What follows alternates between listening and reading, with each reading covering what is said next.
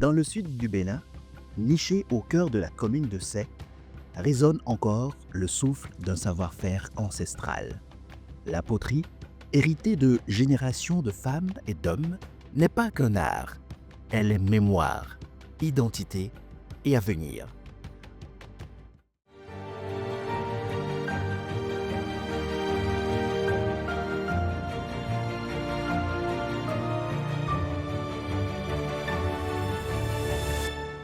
Ce qu'on peut appeler aujourd'hui la ville de Sey ou la localité de Sey n'est pas né avec la poterie. Euh, à l'époque où le village a été fondé, les femmes importaient la poterie de deux villages du Togo. Le premier village, c'est Ogomé-Gorozun et le deuxième, c'est Ogomé-Seva. Quand vous êtes à Timé, au bord du fleuve Mono, vous apercevez Ogomé-Gorozun de l'autre côté sur le territoire togolais.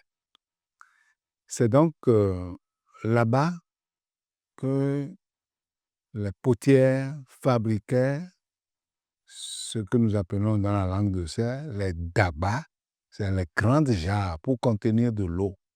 L'eau pour boire, l'eau pour faire la cuisine.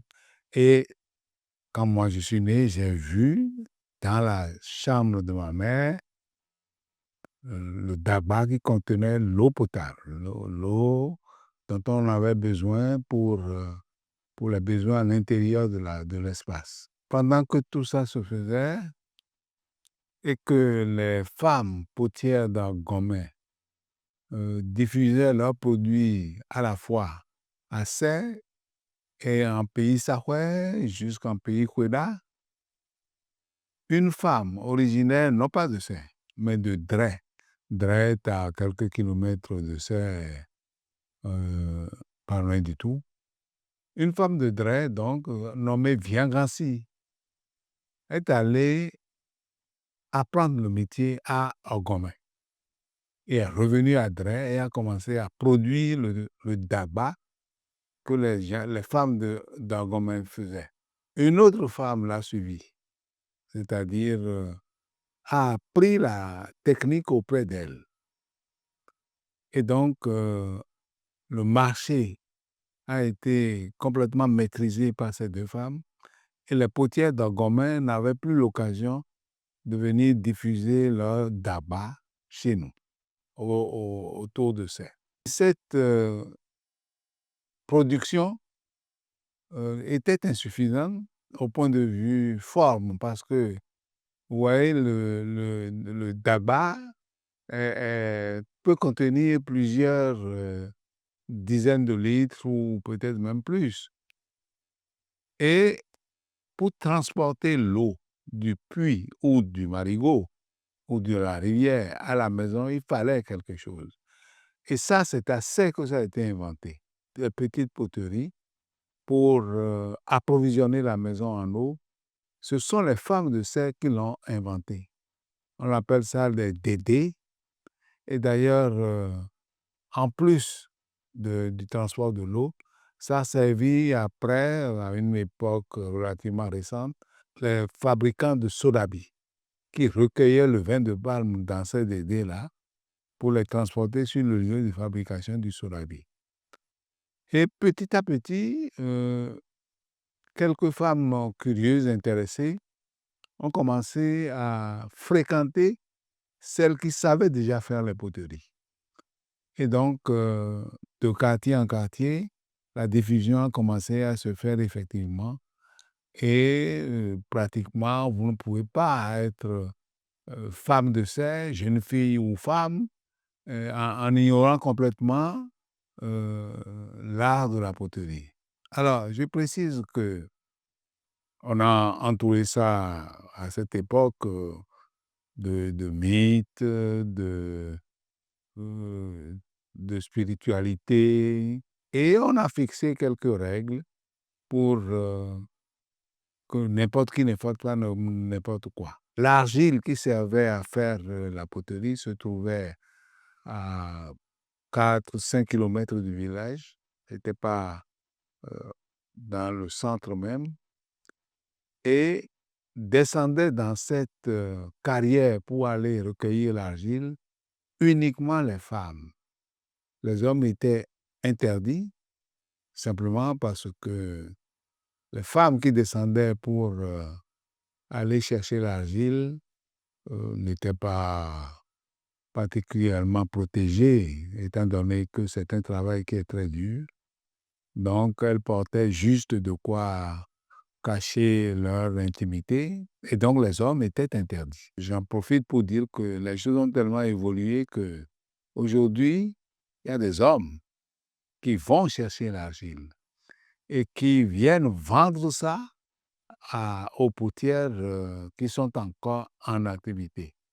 Alors, la poterie a donc beaucoup évolué, à la fois sur le plan physique, je dirais, et sur le plan mental aussi, puisqu'on a inventé plusieurs formes de poterie. Et si vous allez dans la localité, vous verrez que dans le centre que le gouvernement a offert aux potières, vous verrez qu'il y a toutes sortes de choses. Il y a des gens de Cotonou qui préfèrent aller acheter des assiettes en argile là-bas au lieu de tout ce que nous utilisons habituellement dans nos maisons. La poterie a beaucoup évolué et on a ajouté à cela des pots de fleurs, des tirelires. Aujourd'hui, c'est véritablement une gamme variée de produits qui sortent des ateliers des potières. Tel que ça fonctionne aujourd'hui, les femmes ont une clientèle qui vient d'ailleurs et ça leur permet, je crois, de faire face à leurs besoins fondamentaux. La poterie usuelle, comme on peut dire, celle dont je viens de parler, celle dont on en a besoin dans la vie de chaque jour, a été complétée avec le temps par la poterie rituelle. Cette poterie rituelle ne se faisait pas au Togo. C'était à Vagba, c'est dans la région d'Alada. Donc la poterie rituelle est venue d'Avagba. C'est elles qui ont appris aux femmes de Serre à faire ces poteries. Et elles sont très peu nombreuses, celles qui font la poterie rituelle. Et une des remarques qu'il faut retenir par rapport à la poterie rituelle est que son prix ne se négocie pas, dans la mesure où c'est pour offrir de la nourriture aux divinités. Quand la potière vous dit « ça, c'est à 100 francs », vous n'avez pas à discuter, vous versez les 100 francs et on vous donne la poterie. Et là aussi, la variété est grande parce que chaque divinité, souvent, a sa poterie préférée et donc, vous ne pouvez pas servir le Hevioso avec une poterie destinée à un Legba, par exemple. Et donc, là aussi, les femmes ont fait preuve de beaucoup d'ingéniosité et je pense que celles qui se sont formées pour faire des poteries rituelles en ont tiré un très grand profit.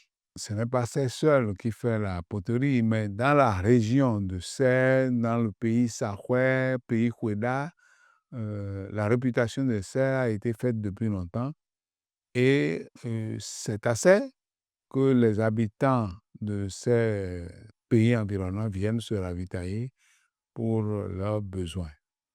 On a craint, lorsque mon collègue Alexis Adandé et moi, nous avons fait une première enquête sur le terrain dans les années 80, nous avons craint qu'avec l'influence de l'école, la poterie disparaisse de ça parce que les jeunes filles qui devaient apprendre auprès de leur mère étaient à l'école. Et nous nous sommes dit, dans 20 ans, dans 30 ans, peut-être qu'il n'y aura plus de poterie à Serre parce que tout le monde sera devenu, entre guillemets, accohé, toutes les femmes seront parties. Mais il y a eu un dynamisme extraordinaire et grâce au gouvernement béninois et grâce aussi à la coopération internationale, La poterie est plus que jamais vivante à Sey. Il y a même un centre, un grand centre, qui a été construit avec le concours de la République de Turquie et avec des instruments appropriés.